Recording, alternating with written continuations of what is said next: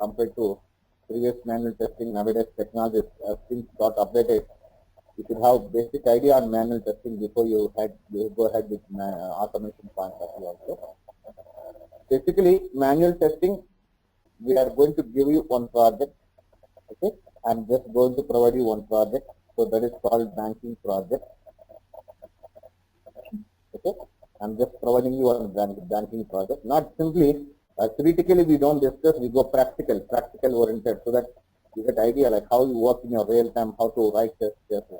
Basically, manual testing means when you talk about manual testing, we are not going to use any third party supporting tool to test manual. Everything 100% tester interaction is very much necessary during manual testing. Means 100% interaction in the sense what we do in manual testing, right? We have to design the test case by yourself, we have to prepare the scenarios by yourself, and we need to execute the test cases by yourself, and we need to report the defects by yourself, and we need to compare results by yourself. Okay, lot of things to be done in manual testing. Lot of things have to be forwarded in the manual point of view. So in that situation, it is very much important to know, because even using manual testing, we can convert them into automation using filling input. So all of you should get familiar in manual project, what I am providing in banking project, so that we can understand how to develop the test case, and then once we get into automation point of view, you'll understand how do you convert manual operations into automation. That will be easy for you to understand and easy to get things out at the same time. So in manual testing, basically we have basics like what is testing, how to work with testing, what are the contents of testing, why testing is necessary, what is software testing, when we have to start our testing, and what percentage of manual testing will be done in real scenarios, how the process is implemented in manual point of view. So these things will be covered in the manual point of view. And then all of you have some idea about SDLC, software development life cycles, like how to work, why we want to go with SDLCs, what are the different types of SDLCs we have in the market, and why we need to work with that SDLCs. Okay, what are different stages we have in SDLC, what is the importance of SDLC nowadays in the market. And apart from SDLC, nowadays I think most of you have awareness in the agile process. Nowadays important is most of the organizations are following agile process. Most of the companies, 60 to 70% of companies have been converted into agile process. We'll discuss in detail, because I work for agile. I know how the process is implemented in agile. I'll explain you how Scrum is followed in agile, what are the rules and regulations we have in agile, what the principles we have to follow up in agile, what methodologies we have in agile, and how testing will be done in agile, when we start our testing in agile, what are the difference between SDLC and agile, why companies are preferring to go with agile. So these things, more important than most of the companies have been changed to agile, we'll have idea on that also at the same time. And apart from this, we have to know some techniques like WBT, white box testing, and one more testing, BBT, black box testing. White box testing technique, black box testing technique. White box and black box comes in both SDLC process as well as in agile process. And what is the importance, what the percentage of tester in white box testing, and what is the percentage of tester in black box testing. Basically, white box testing is purely taken care by developers, and the black box testing is handled by testing team. So like in what way you are involved in white box, in what way you are involved in black box, that we'll discuss in detail once we get into techniques, what different techniques we have in agile, as well as in white box, as well as in black box testing. So these are the basic needs we require before we enter into very important topics in manual testing, that is called SDLC. This is a very important topic, and most of the real-time scenarios, we don't work on black box, we don't work on white box, we don't work on agile, we don't work on SDLC, but we have a tester involvement is software testing life cycle. So here you have to learn test scenarios,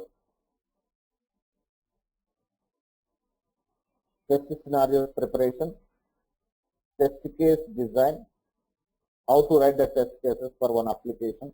As I told you, I am providing you one project. We'll go on, not writing on Gmail, right, not writing on Facebook. No, we don't go with that. We'll go with on a project, and I'll show you how you prepare scenarios for that project, banking project, and how you go ahead and prepare test cases for one project also at the same time. And also a review, test case review. How do we review test cases? What is the process of reviewing the test cases? Okay, and we'll discuss. And also we have to understand execution, how to execute test case. And very important thing is what you have to learn is defect reporting. How do you go for reporting defects? Here we are going to use one tool, not only in Excel. I'll show you how to use Bugzilla. Using Bugzilla, how you report defect to developer, how do you communicate with the developer, okay, how we give priorities and how we give priorities for the defect, and what are the different stages we have. So, very important topic. So once you enter a company, you have to work on all these concepts very seriously. So when I enter this topic, what I will do is I am going to deal with one project. According to that project, we will be dealing. Okay, don't worry about that.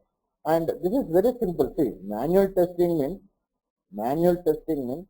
nothing but interacting yourself, testing by yourself without any third-party testing tool. We don't use Selenium. We don't use any Selenium tool. We don't go ahead and work with any other part of the application's point of view.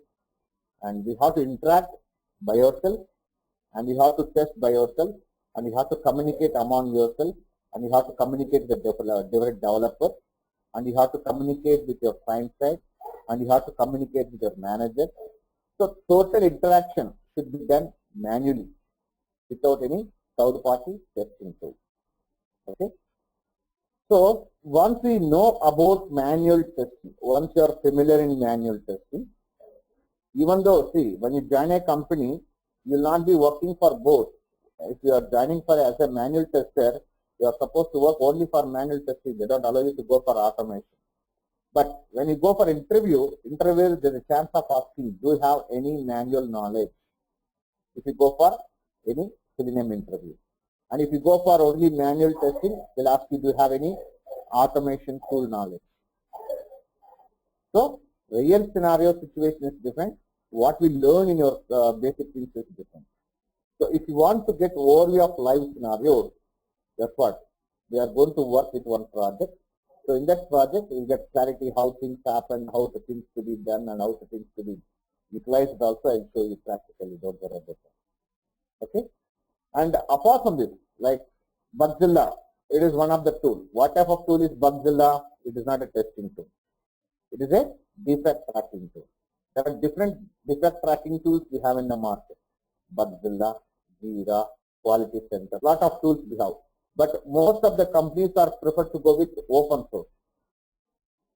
So Bugzilla is an open source tool which is used only for defect reporting purpose. We never use this tool for any other purpose. We don't automate anything by using Bugzilla. Not only Bugzilla. Here, test cases. Basically, where do we write test cases in real scenarios? Basically, all test cases are designed in Excel format. All test cases are designed in Excel format. But most of the companies nowadays, as Excel is also becoming costly tool in the market, so they are preferred to go with one management tool. That management tool is called ALM. Nowadays we call ALM, before we used to call QC, Quality Center. ALM. What is ALM? Application Lifecycle Management. One of the test management tool which is used for designing the test cases manually and which is used for executing them. Again, ALM is not a testing tool like Selenium and QTP. It is only a management tool which is used only for designing the test case and executing the test case. Via Quality Center, we can design test case, we can execute. Why companies are going with one tool means because we will be having some customized options and we can customize it according to our business requirement. We can customize according to your project business point of view, and we can execute it very easily. And even the quality can be shown to your client because it is a transparency tool. Anybody can generate reports and they can analyze the status of ongoing project on their life. If you go with Excel sheet, until unless I forward them, they don't know what is happening in the project, right? If you go with Excel sheet, until we report them, until we mail them, they don't understand what is happening in the project. But if you go with ALM, they don't want my mail. They don't go with my mail. They can log into QC and they can check your status, what have been done for today, and what the things have been done, and what the status of the project, and how many defects have been closed, how many defects have been not closed. So such information will be gathered in ALM. So we are dealing with our ALM also, don't worry, application lifecycle management tool. So we'll work out very clearly on that. Okay. So this is a process behind your manual process. Okay. Once we enter into manual, lot of things, we'll go with different techniques and we go with different procedures how to implement them. I will deal with that, don't worry. So in manual testing, what I understood is, many people have some questions. What question you have? I am learning manual or automation.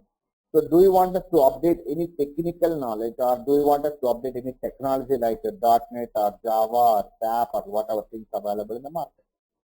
Many people, many testers have this basic question. My answer for them is, tester, especially manual tester, doesn't require any technical knowledge. Even without C language also, you are able to survive in manual testing very easily. Without C language, but little bit database knowledge is required, especially for manual and automation. Database means, again, don't say you go with a complete database. Now, queries, SQL queries part. How to execute a query, how to test your backend. That's it. We don't design database. We don't take the part of implementing the things and do. We just verify the background of your application and check out how the things are happening, deleting the data, updating the data, and inserting the data, and all the queries, different queries we may have in SQL point of view. I'll discuss them also, don't worry, at the same time. And then how to test a project. Suppose, say, for example, I am giving a project. Assume that I am giving a project. When I am trying to give a project, how you test that project? Assume that it is developed in .NET technology or it is developed in Java technology. Let it be any technology, whatever technology, we don't care. Suppose I am giving you one project. Say, for example, what I am going to give you, I am just giving this project. If I am asking to test this project, assume that it is developed in .NET technology. How you test it? We have to understand and analyze the requirements of the project and. So, what we understood is, tester, it doesn't require any technical knowledge. We don't bother. Yeah, we don't bother about any technical involvement. We are not supposed to test internal procedure of the application. So, tester, what you require? Domain knowledge, project knowledge, external requirements, customer business specification. You should understand the customer business requirement. You have to understand the customer given specification. You have to understand the entire process of the project. Maybe you may join my company with 20 years. I don't care. I don't care with what experience you join my company. What I want as a leader, what I'm expecting from you, make sure that you understood the complete domain knowledge. Do you understand the process of that project? Do you know the structure of that project? Do you know the customer business requirements in the project? Do you know how functionality has to behave? Do you know system requirements? So, complete domain knowledge. So, when you join a company, don't try to focus on testing knowledge. You have to focus on domain. If you gain more and more knowledge on project, obviously you will become expert in manual testing. As a manual tester, we always test the external mechanism of the software. Suppose, how can I test this login functionality? Means I don't care with what technology they enter and develop. When I enter username and password, I have to confirm that whether I'm able to get next page or not. What if next page I'm getting it? As per customer business requirement. As per customer business requirement, whatever is said, I have to ensure that this function is working based on its business point of view. I'm expecting a dashboard. If I'm getting this dashboard, make sure this dashboard is as per customer or anybody. We don't go according to our requirement, right? We should go according to your customer business part. So, manual testing is what we should do for testing this project. When I'm giving this project, what you have to do, undergo some training. They'll train you, don't worry. 100% every company will give some, they'll give for KT, knowledge transfer sessions will be conducted by your client or your manager or your leader. Somebody will conduct and they'll share the knowledge of your project and they'll take 2 weeks to 3 weeks time, don't worry. Understand the process, understand the aspect of your project, and then only you are supposed to go into the process called SDLC process. And then only they will start assigning tasks, writing scenarios, writing test cases, and review them, executing them, analyzing the defects and reporting to developer and communicating with the developer, how to understand severity, how to understand priority. So all these things have to be done accordingly. This is called manual testing. Many people are confusing. Even some people are saying, even for manual testing, we require some technology. I don't think, so far with my experience, I don't think that we require any technology for manual. Since from 1970 to 2017, the process is same. But technology is changing. Let the technology change, we don't care. Let them mix today. Tomorrow you are getting an announcement. Assume that you are getting an announcement from Java and .NET people saying that they are clubbing Java and .NET. Let them do, we don't care. So as a tester, we are not focusing any internal structure of the project. We are always focusing on external behavior, how the mechanism is going. When I am giving some valid input, how it is behaving. When I am giving some invalid input, how it is responding to the customer. So such activities have to be done during manual testing. So that is how very simple process you can understand very easily, not a problem. Okay guys?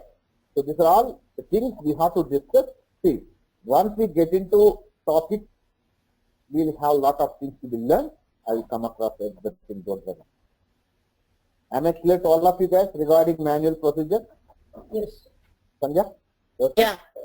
Yeah, I'm clear.